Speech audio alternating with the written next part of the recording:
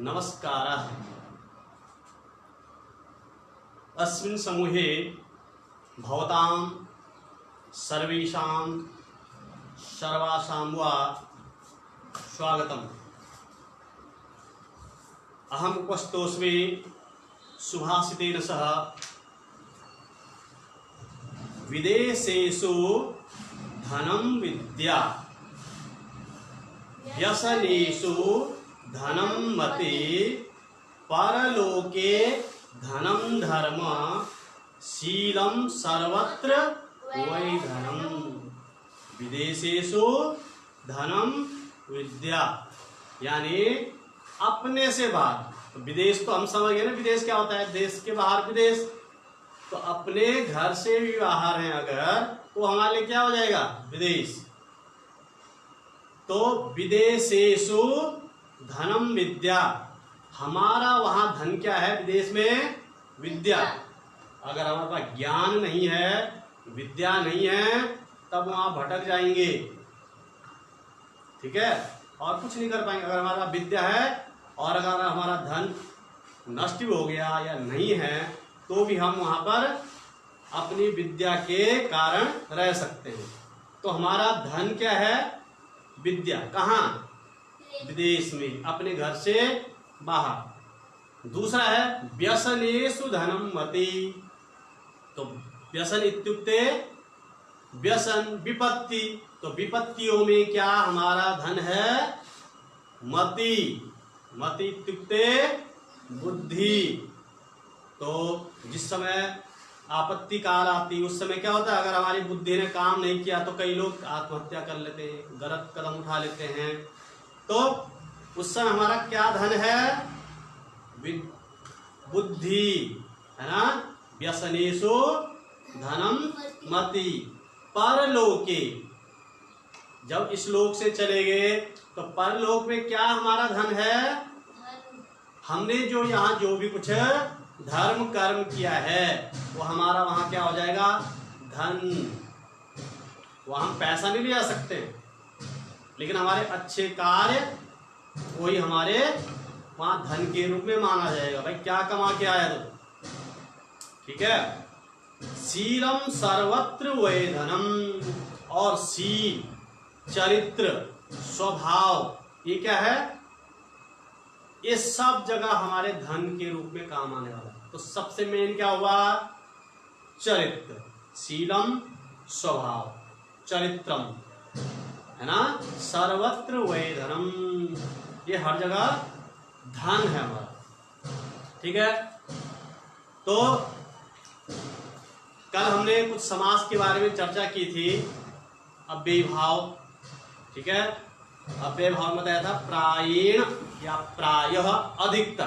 प्राय इसलिए कहा गया अधिकतर, पूर्व पद प्रधान क्या, अव्ययी भाव, ठीक है। प्रायः पूर्व पद, मतलब पहले पद के कारण ही उस समास का अर्थ निकलता है। तत्पुरुष समास क्या था, प्रायेण उत्तर पद प्रधान तत्पुरुष, ठीक है। तो तत्पुरुष भी थोड़ा बता दिया। तो तत्पुरुष भी दो प्रकार का, कुछ तो कई प्रकार के, लेकिन दो प्रकार का मानते हैं अभी। एक तो क्या है, समानाधिकरण, और दूसरा है व्यधिकरण। तो समान अधिकरण आज जो हम पढ़ेंगे उस समानाधिकरण तत्पुरुष पढ़ेंगे, अर्थात उसी का ही नाम क्या है, कर्मधारय। कई लोग इसको कर्मधारय को अलग समास मानते हैं, लेकिन कर्मधारय वस्तुतः तत्पुरुष समास का ही भेद है, ठीक है। तो उत्तर पद प्रधान तत्पुरुष, और तत्पुरुष का व्यधिकरण हमने कल थोड़ा सा पढ़ लिया था कि पूर्व पद और उत्तर पद, ठीक है। जैसे भयम प्राप्त इति भय प्राप्त, कृष्णम श्रित कृष्ण श्रित। तो यहां पर क्या हुआ, द्वितीया श्रिताप्ति पतिगताप्त प्राप्तापन्नय, इनके योग में, ठीक है। यानी समास हुआ और वहां पर विभक्ति का लोप हुआ। तो जिस विभक्ति का लोप होगा उसमें क्या हो जाएगा, वही तत्पुरुष समास। जैसे यहां पर द्वितीयांत शब्द का श्रित, अतीत, गत, अत्यस्त, प्राप्त, आपद, इन शब्दों के साथ समास होने से क्या हो जाता है, द्वितीय तत्पुरुष समास हो जाता है। तो वहां पर द्वितीयांत जो अम और सस है, अम आया, ठीक है, भयम प्राप्त, तो भय अम, या कृष्ण अम, श्रित सु, तो इनमें अम और सु का क्या हुआ, सुपो धातु प्रातिपदिक की वजह से लोप हो गया। तो क्या बचा, कृष्ण श्रित। फिर पुनः स्वादि उत्पत्ति आती है क्योंकि समास की भी प्रातिपदिक संज्ञा होती है। तो सु आए तो सु का रूप तो विसर्ग हुआ, कृष्ण श्रितः, तो द्वितीय तत्पुरुष। तृतीय तत्पुरुष क्या बताया था, जैसे संकुलया खंड, सरोते से काटा, नखैर भिन्न, नखों से भिन्न यानी फाड़ा हुआ, ठीक है। तो यहाँ पर तृतीय विभक्ति का लोप है, इसका मतलब क्या है, तृतीय तत्पुरुष। उसी प्रकार चतुर्थी तरफ यूपाय दारू, यज्ञ का जो खंबा है उसके लिए लकड़ी, ठीक है। तो यहाँ पर चतुर्थी का लोप हुआ तो क्या बना, यूप दारू, क्या, ऐसे कई अन्य उदाहरण है, कई सारे, ठीक है। पंचमी तत्पुरुष का पंचमी लोप हुई, ठीक है, यानी हमने पंचमी का लोप, जैसे भय अर्थ में सिंहात भय, ऐसे सिंह से भय, सिंह भय, ठीक है। या फिर भय अर्थ में जो पंचमी आती है वहां पर हम पंचमी का लोप कर देंगे, सिंहात भीत, ठीक है। तो भीत शब्द क्या हुआ, डरने अर्थ में। तो यहां पर अगर सिंहात में आत क्या हुआ, पंचमी, तो उस पंचमी का अगर लोप कर देंगे तो क्या बचा, सिंह, और बाद में सु का लोप करें तो क्या बचा, भीत, तो सिंह भीत। तो यहाँ पंचमी का लोप किया तो क्या हो जाएंगे, पंचमी तत्पुरुष समास। उसी प्रकार देव मंदिर, देवस्य मंदिर इति देव मंदिर, यहाँ पर गस आया, देव गस, और मंदिर देव गस, मंदिर सु। यहाँ पर फिर भी यहाँ भी विभक्तियों का लोप किया तो क्या बचा, देव मंदिर। राज्य पुरुष, राज्य राजा शब्द, राजन शब्द का षष्ठी विभक्ति एक वचन बनता है राज्य, ठीक है। तो राजन गस पुरुष सु, यहां पर लोप कर दो तो क्या होता है, राज पुरुष। उसी प्रकार शास्त्रे निपुण, सप्तमी है तो सप्तमी विभक्ति का लोप करेंगे तो क्या होता है, शास्त्र निपुण। तो हम समझ जाएंगे इसमें सप्तमी तत्पुरुष है। तो ये क्या हुआ, व्यधिकरण, तत्पुरुष का व्यधिकरण तत्पुरुष हुआ, ये व्यधिकरण तत्पुरुष समास, ठीक है। और आज हम जो पढ़ेंगे वो क्या है, कर्मधारय। क्या पढ़ेंगे, कर्मधारय। तो कर्मधारय क्या हुआ, तत्पुरुष का ही भेद हुआ, जहां पर विशेषण विशेष्य बहुलम, जहां पर पूर्व पद क्या होगा, विशेषण, और उत्तर पद क्या हुआ, विशेष्य। लेकिन कहीं कहीं दोनों विशेषण भी होता है, ठीक है। यानी समान विभक्ति वाले विशेषण का विशेष्य के साथ जो समास होता है वो क्या समास होगा, कर्मधारय समास। अब कर्मधारय समास पढ़ने से पहले जो हमारा 48वां जो अभ्यास है, उस 48वें अभ्यास का क्या कुछ शब्द हैं, उन शब्दों के बारे में जानें, क्योंकि शब्द अवश्य ही हमें जानना चाहिए, ठीक है। तो सबसे पहले क्या है, स्वर्णकारः, स्वर्णम करोति इति स्वर्ण, जो स्वर्ण का काम करता है उसको क्या कहेंगे, सुनार। स्वर्णम करोति यानी सुनार का काम, यानी सोने का जो गहरे बनाने वाला है उसको क्या कहेंगे, सुनार। और संस्कृत में स्वर्णकारः। ठीक है। उसी प्रकार लौहम करोति, यानी जो लोहे का काम करता है, लोहे से संबंधित जो भी काम करता है क्या कहेंगे? लौहकार। तो वो क्या हो जाएगा? लोहा। उसको हम हिंदी में क्या बोलेंगे? लोहा। चर्मम करोति, अब चर्मकारः, चर्म यानी चमड़ा, चमड़े का जो कारोबार करता है, जूता बनाना, बेल्ट बनाना, जो भी चमड़े से संबंधित काम है, तो उसको क्या कहेंगे? चर्मकार, यानी चमार। घटा वाला होता है घड़ा, और घटम करोति थी या कुंभम करोति थी कुंभकार, यानी जो घड़े बनाने वाला उसको क्या कहेंगे? कुम्हार। ठीक है। मालाकार, इसको बोलते हैं माली। क्या बोलते हैं? माली। यानी जो माला, जो फूलों को लेकर मालाएं बनाता है, फूलों से संबंधित जो भी काम करता है उसको क्या कहेंगे? मालाकार, माली। कर्णधार, तो कर्णधार क्या अर्थ हो जाएगा? जो नाव से संबंधित काम करने वाला। ठीक है, तो उसके क्या बोलेंगे? कर्णधार। चित्रम करोति यदि चित्रकार, जो चित्रकार होते हैं, है ना, अच्छे अच्छे जो डिजाइन के चित्र बनाते हैं, सामने किसी का मुंह है तो उसका एकदम मुंह बना देते हैं, वो क्या होते हैं? चित्रकारी।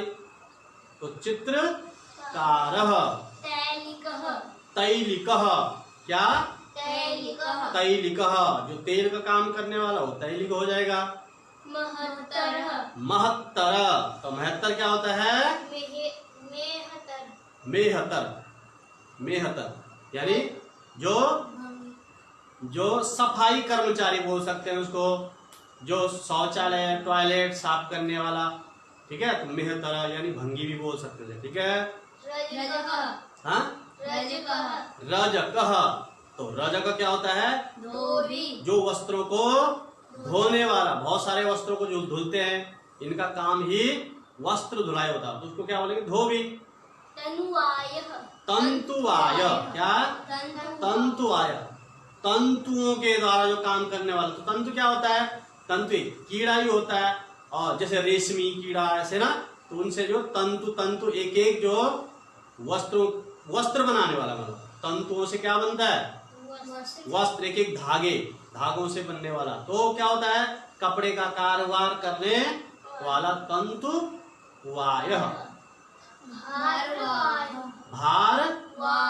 भारवाह, यानी जो भार को वहन करने वाला, ढोने वाला है, तो क्या होता है? मजदूर होते हैं ना। शिल्पिन। ठीक है, तो शिल्पिन जो कारीगर है, जो कारीगर अच्छे काम करने वाले, क्या बोलते हैं? डिजाइन करने वाले, वो कारीगर। स्वर्णम, तो स्वर्ण होता है सोना। लौह मतलब लोहा। चक्र मतलब चक्र होता है, या फिर जो चाक जिससे हम घड़े वगैरह बनाते हैं। चित्रम मतलब चित्र। तैलम मतलब तेल। पादत्राणम, तो पादत्राण क्या होता है? जूता, चप्पल, पाद रक्षा, पादत्राण। सम्मार्जनी होता है झाड़ू। अब कुछ धातुएं हैं, धातु एक है केवल। क्या धातु है? आप धातु। ठीक है, रूप बनता है आपनोति, आपनुतः, आपनुवन्ति। इसका पूरा हमने 5 लकारों में बनाते हैं। ठीक है, आपने यानी आप धातु यानी प्राप्त करने अर्थ में, पाने अर्थ में, तो लट लकार में रूप चलाएंगे आपनोति, आपनुतः, आपनुवन्ति, आपनोसि, आपनुथः, आपनुथा, आपनोमि, आपनुवः, आपनुमः। लोट लकार है आपनुया, आपनोतु, आपनुताम, आपनुवन्तु, आपनुहि, आपनुतम, आपनुता, आपनवानि, आपनवाव, आपनवाम। लंग लकार में चलाएंगे आपनोत,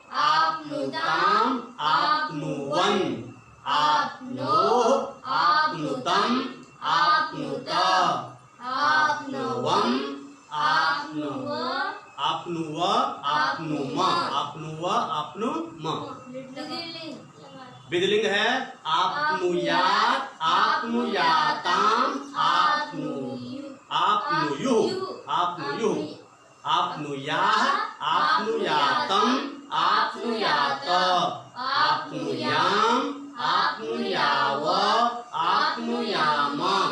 अब है लिट लगा आप्स्यति, आप्स्यतः, आप्स्यन्ति, आप्स्यसि, आप्स्यथः, आप्स्यतः, आप्स्यामि, आप्स्यावः, आप्स्यामः। अहम आप्स्यामि, भवान आप्स्यति, त्वम आप्स्यसि, वयम आप्नुमः। और नहीं अगर लट लगा है तो आपनुमः, अन्यथा आपनुम, नहीं आप्स्यामः। ठीक है, तो ये प्राप्त करने अर्थ में क्या है, प्राप्त करने अर्थ में। उसके बाद दूसरा है उपसर्ग युक्त आप धातु के साथ प्र उपसर्ग जोड़ेंगे तो क्या बनेगा, प्राप्त। तो प्राप्नोति, इसका अर्थ भी प्रकृष्ट रूप से प्राप्त करना, प्राप्नोति। किम प्राप्नोति, क्या मिला, क्या है ना, अप्राप्नोत क्या मिला है ना, किम प्राप्नोति क्या प्राप्त करता है। ठीक है, उसके बाद सम उपसर्ग जोड़ेंगे तो समाप्त, तो पाने अर्थ में और समाप्त करने अर्थ में भी होता है। समाप्नोति, कार्यम समाप्नोति, कार्य समाप्त हो रहा है। बी उपसर्ग पूर्व जोड़ेंगे तो व्याप्त हो जाएगा। क्या हो जाएगा, बी आप व्याप्त। कैसे होगा बताओ, ई को यह व्याप्त, तो व्याप्त यानी सब जगह। ठीक है, जैसे सूर्य सर्वत्र व्याप्नोति। ठीक है, तो ये धातु थी आप धातु, इसके बारे में हमने जाना। ठीक है, अब चलते हैं तत्पुरुष समास का ही जो भेद है, कल हमने व्यधिकरण पढ़ा, यानी द्वितीय तत्पुरुष समास, तृतीय तत्पुरुष समास, चतुर्थी तत्पुरुष समास, पंचमी तत्पुरुष समास, षष्ठी तत्पुरुष समास, सप्तमी तत्पुरुष समास, और नए तत्पुरुष समास होता है, नए तत्पुरुष समास, प्रादि तत्पुरुष समास। ठीक है, और ऐसे अन्य उपपद तत्पुरुष समास ऐसे होते हैं। अब समानाधिकरण तत्पुरुष, यानी अगर परीक्षा में कोई पूछेगा समानाधिकरण तत्पुरुष का नाम क्या है, तो कर्मधारय। क्या, तत्पुरुष समास का ही भेद है कर्मधारय। बताया था, जहां पर विशेषण पूर्व पद है प्राय। ठीक है, कहीं कहीं दोनों जगह भी है। ठीक है, विशेषण विशेष्यण बहुलम, बहुलता से जहां विशेषण और विशेष्य का समास होता है। ठीक है, विशेषण का विशेष्य के साथ बहुलता से समास होता है। ठीक है, अब आगे देखेंगे तत्पुरुष समानाधिकरण। इसको देखो, तत्पुरुष समानाधिकरण बोलो चाहे कर्मधारय बोलो, एक ही बात है। ठीक है, थोड़ा अलग है, जैसे कर्मधारय समास और तत्पुरुष समानाधिकरण, यानी समान विभक्ति। क्या, इससे पहले तो अलग अलग था ना, द्वितीय तृतीय चतुर्थी। अब क्या है, देखो कृष्ण सर्पः, क्या है, कृष्ण सर्पः। अब यहाँ सर्प में हमने क्या नहीं लगाया, विसर्ग। तो इसके लिए हमें क्या चाहिए, सुधाखंड चाहिए, जो यहाँ पर उपलब्ध नहीं है। चलो ठीक है, तो हम ला भी सकते हैं कृष्ण सर्प। तो कृष्ण क्या है, प्रथमा, ये है ना प्रथमा, है ना प्रथमा एक वचन, और सर्प भी प्रथमा एक वचन है। तो ये क्या हुआ, समान विभक्ति वाले विशेषण का विशेष्य के साथ समास हो गया। ठीक है, इस समान विभक्ति। इससे पहले हमने क्या पढ़ा था, भयम प्राप्त, कृष्णम श्रित, एक द्वितीय था और एक प्रथमा, एक पंचमी था एक प्रथमा, एक षष्ठी था एक प्रथमा, अलग अलग था ना, तो हो गया व्यधिकरण। और ये क्या हुआ, समानाधिकरण, समान विभक्ति विशेषण अब इसके भी हम कुछ भाग कर देते हैं, किसको, कर्मधारय के कुछ भाग कर देते हैं। तो नंबर 1 भाग हमने किया विशेषण पूर्वपद कर्मधारय। विशेषण पूर्वपद यानी पूर्वपद में क्या होगा, विशेषण। विशेषण तो समझते हैं ना, विशेषण क्या होता है, किसी भी चीज की विशेषता बताना। जैसे कृष्ण सर्प, तो सर्प है लेकिन कैसा सर्प है वो, काला। कृष्ण यानी काला, तो काला क्या हुआ यहाँ पर, विशेषण। और विशेष से क्या हुआ, सर्प। तो यानी पूर्व पद में क्या हुआ, विशेषण, और उत्तर पद में क्या हुआ, विशेष्य। तो कृष्ण सर्प का अर्थ क्या हो जाएगा, काला सांप। तो काला सांप क्या है यहाँ पर, कर्मधारय समास। ठीक है, और इसको कर्मधारय समास भी बोल सकते हैं, तत्पुरुष समानाधिकरणी बोल सकते हैं। आएगा समझ में। तो विशेषण विशेषण बहुलम, जहां विशेषण और विशेष्य होता है वो कर्मधारय समास, इतना तुम जान सकते हैं। ठीक है, आगे महान चासौ देव, तो क्या बनेगा, महादेव। यहां महान क्या हुआ, महान क्या हुआ, विशेषण। उस देव की विशेषता क्या है, महान हो। क्या है, महान च असौ, वह देव, महान है वह देव। तो क्या बना, महादेव। क्या बना, तो कर्मधारय समास हुआ ना, विशेषण पूर्व पद, विशेषण पूर्व पद। उसी प्रकार महान चासो आत्मा, कैसी आत्मा, महाआत्मा, महान आत्मा, महात्मा। महान चासो राजा, महान राजा। तो इन चारों उदाहरणों में क्या पाया हमने, ऐसे कई उदाहरण और भी हैं। विशेषण कर्मधारय तो चल ही रहा, विशेषण पूर्व पद, विशेषण पूर्व पद कर्मधारय, समझ गए। आगे अब है उपमानानि सामान्य वचन ही, उपमार्थक, उपमा और उपमान शब्द। ठीक है, जैसे यहां लिखे घन इव श्याम, घन इव, इव मतलब, अब इव का अर्थ जाना, इव मतलब तरह, की तरह। इव का अर्थ क्या होता है, की तरह। जैसे घन इव श्याम, श्याम तो है लेकिन किसकी तरह श्याम है वो, घन यानी बादल। ठीक है, क्या है, बादल। तो ये क्या हो जाएगा यहाँ पर, ये घन क्या हो गया, उपमा, और ये क्या हो जाएगा, उपमान। घन श्याम, श्याम है लेकिन कैसा श्याम है, बादल की तरह। जैसे बादल होता है श्याम वर्णीय, उसी प्रकार है। ठीक है, पुरुष व्याघ्र इव, है ना, पुरुष व्याघ्र, व्याघ्र इव, व्याघ्र के समान। दुग्ध इव धवलम, क्या, दुग्ध इव धवलम। धवलम मतलब क्या होता है, सफेद, धवल श्वेत वर्ण, लेकिन कैसा, कैसा सफेद है, दूध की तरह। कैसा सफेद है, दूध की तरह। कोपि चिंता नास्ति, सम्यक अस्ति, पश्यति न सम्यक। अब नीरद इव श्याम, तो यहाँ नीरद श्याम, नर इव सिंह, नृसिंह। यहाँ की तरह शब्द आ रहा है, क्या, की तरह।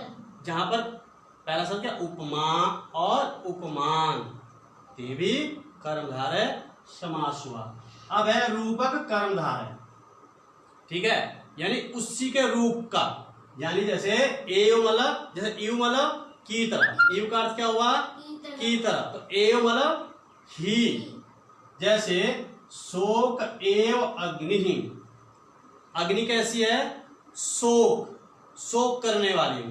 तो शोकाग्नि, वस्तुतः शोकाग्नि यानी अग्नि कैसी है, शोक वाली। ठीक है, विद्या एव धनम, विद्या एव धनम, यानी धन अलग नहीं है और विद्या अलग नहीं है, विद्या ही धन क्या है, विद्या ही है। उससे प्रकार सो का अग्नि विद्या धन, मतलब विद्या अलग और धन अलग ऐसा नहीं है, विद्या ही धन एवं मतलब ही। तो विद्याधनम सर्वधर्म प्रधानम, विद्या रूपी धन, विद्या रूपी धन। ठीक है।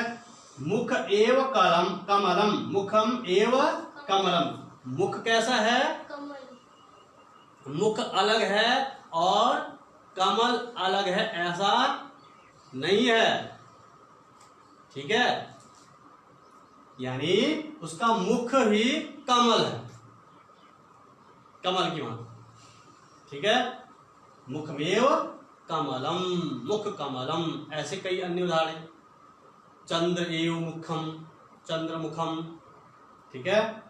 अब है उभय पद विशेषण, यानी जहां पूर्व पद भी विशेषण है और पर पद भी, उत्तर पद भी विशेषण है। तो यहाँ पे देखेंगे जैसे पीतः चासो कृष्ण, यहाँ पीत यानी पीला, कृष्ण यानी काला, तो दोनों क्या हुई, विशेषण।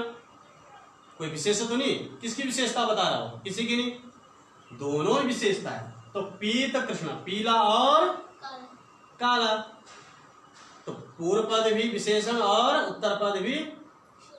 पीता चासो कृष्णा, पीत कृष्णा, श्वेता चासो कृष्णा, श्वेत कृष्णा, इसमें भी श्वेत और कृष्ण, सफेद और कृष्ण यानी काला। शीतम च उष्णम, शीत और उष्ण, यानी शीत मतलब ठंडा और उष्ण यानी गर्म, शीतोष्णम।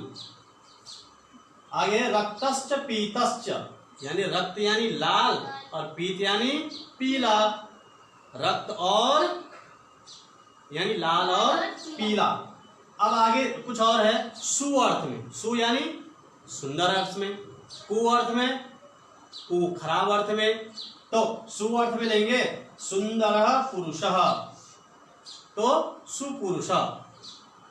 कोई पुरुष सुंदर है तो उसको क्या बनेंगे, सुपुरुष। तो सुंदर मतलब केवल चेहरा गोरा नहीं, हर चीज में सुंदर है, पढ़ने में सुंदर है, ज्ञान में सुंदर है, दिखने में भी सुंदर है, हर चीज में सुंदर है। तो सुंदर पुरुष सुपुरुष, सु लगाने से क्या हो गया, सुंदर की विशेषता आ गई, सुंदर की पुरुष है लेकिन कैसा, तो सुविशेषण हुआ, है ना। उसी प्रकार कु, क्या कु यानी खराब, कुत्सित पुरुष कुपुरुष, है ना। जो पुरुष सुपुरुष नहीं है, जो बेकार है हर चीज में, तो उसको बोलेंगे कुपुरुष है वो। ठीक है। आगे उसी प्रकार कुपुत्र, जो पुत्र पुत्र की तरह नहीं, उसको क्या बनेंगे, कुपुत्र। ठीक है। जैसे कुपुत्र बचपन में ही हो व्यसन में लग गया इधर उधर, अभी उसकी जिंदगी बनी नहीं, वो फालतू इधर उधर मंडरा रहा, अपने माँ बाप का नाम खराब कर रहा है, तो क्या हो जाएगा, कुपुत्र। ठीक है। कुनारी, जो नारी बेकार है उसको क्या बोलेंगे, कुनारी। कुदेश, जो देश ही बेकार है, जैसे पाकिस्तान देश क्या कुदेश है, वो क्या है, कुदेश। और आजकल चीन भी कुदेश होने लग गया, तो कुदेश मतलब बेकार देश। ठीक है। चंद्र सदृशम मुखम, चंद्र मुखम। और इसमें क्या होता है, नपुंसकलिंग और या स्त्रीलिंग में होता है, जैसे चंद्रमुखम, चंद्रमुखी। ठीक है। शोकाग्नि, विद्याधनम। ठीक है। नपुंसकलिंग एक वचन में। अब आगे ध्यान देंगे, आगे इसी का ही जो आज के अभ्यास में है, क्या है, अगला क्या है, द्विगु समास। द्विगु समास क्या है, द्विगु समास। क्या लिखा है, संख्या पूर्व द्विगु। देखो अब हम देखो, हमने पढ़ा था तत्पुरुष का ही भेद क्या हुआ, पाणिनि जी ने माना, क्या माना कि तत्पुरुष का ही भेद क्या है, कर्मधारय। और कर्मधारय का ही भेद क्या है, द्विगु समास। कैसे, जिसमें पहला पद क्या हो, पहला पद क्या हो, संख्या। थोड़ा ध्यान रखा करो, पहला पद क्या है? संख्यावाचक। तो ऐसे शब्द में क्या हो जाएगा? वहां पर द्विगु समास हो जाएगा। जैसे त्रिलोकम है। क्या है? त्रिलोकम या त्रिलोकी। हाँ, द्विगु समास में नपुंसकलिंग और एक वचन रहता लास्ट में। तो जैसे क्या बोला? त्रिलोकम त्रयाणाम। देखो समाहार अर्थ में होता है। क्या अर्थ में होता है? समाहार। देखो जैसे त्रिलोकम है, त्रयाणाम लोकानाम समाहार। 3 लोकों का जहां समाहार होता है तो उसको क्या बोलेंगे? त्रिलोकम अथवा त्रिलोकी। त्रिलोकम अथवा त्रिलोकी। उसी प्रकार त्रिभुवनम, त्रयाणाम भुवनानाम, 3 भुवनों का जहां समाहार। उसी प्रकार पंचपात्रम, पंचानाम पात्राणाम समाहार पंचपात्रम। हाँ, चतुर्युगम है, चतुर्णाम युगानाम समाहार चतुर्युगम। यानी विशेष से पहले जो विशेषण है वो क्या होना चाहिए? संख्यावाचक होना चाहिए। तो संख्या पूर्व द्विगु। तो ध्यान रखना है, जहां पर क्या हो? संख्यावाचक हो उसको हम क्या कहेंगे? द्विगु समास कहेंगे। क्या कहेंगे? क्यों हुआ? द्विगु समास बोलेंगे। ऐसे अन्य कहिए, नवरत्न है, पंचरत्न है, पंचानाम रत्नानाम समाहार पंचरत्नम, नवानाम रत्नानाम समाहार नवरत्नम। ठीक है। उसी प्रकार कई अन्य शब्द भी हैं जो हाँ शताब्दी है, शतानाम, अब्दानाम। ठीक है। ऐसे अन्य उदाहरण हैं द्विगु समास के। तो समझ गए होंगे ना? पहला क्या पढ़ाया हमने? पहला समास क्या पढ़ाया? अव्ययी भाव। फिर क्या पढ़ाया? तत्पुरुष समास। और तत्पुरुष का देखो, यहाँ तो इस रचना अनुवाद कौमुदी के अनुसार ये समास क्या अलग है। 6 समास बता रखना। तो उसके अनुसार ये क्या है? कर्मधारय भी एक अलग समास है। जबकि लघु सिद्धांत कौमुदी में तत्पुरुष का ही भेद क्या है? कर्मधारय। तत्पुरुष का भेद क्या है? और कर्मधारय का ही भेद क्या है? द्विगु समास है। तो तुमने अच्छे प्रकार से समझ लिया होगा, और जो भी कुछ समस्या होगी तो तुम क्या मुझे बताना कहाँ पे समझ में नहीं आया। संख्या पूर्वो द्विगु और विशेष विशेषणम बहुलम कर्मधारय। और उसी कर्मधारय का नाम क्या बोला था मैंने? दूसरा समानाधिकरण तत्पुरुष। समानाधिकरण कैसा तत्पुरुष? जो समान विभक्ति वाला है, अलग अलग विभक्तियों वाला नहीं है। अलग अलग विभक्ति वाला है तो क्या हो जाएगा? वो क्या हो जाएगा? व्यधिकरण तत्पुरुष समास हो जाएगा। क्या हो जाएगा? व्यधिकरण तत्पुरुष समास। तो ठीक है, तो आज के लिए इतना ही। कल परसों नरसों के बाद मिलेंगे।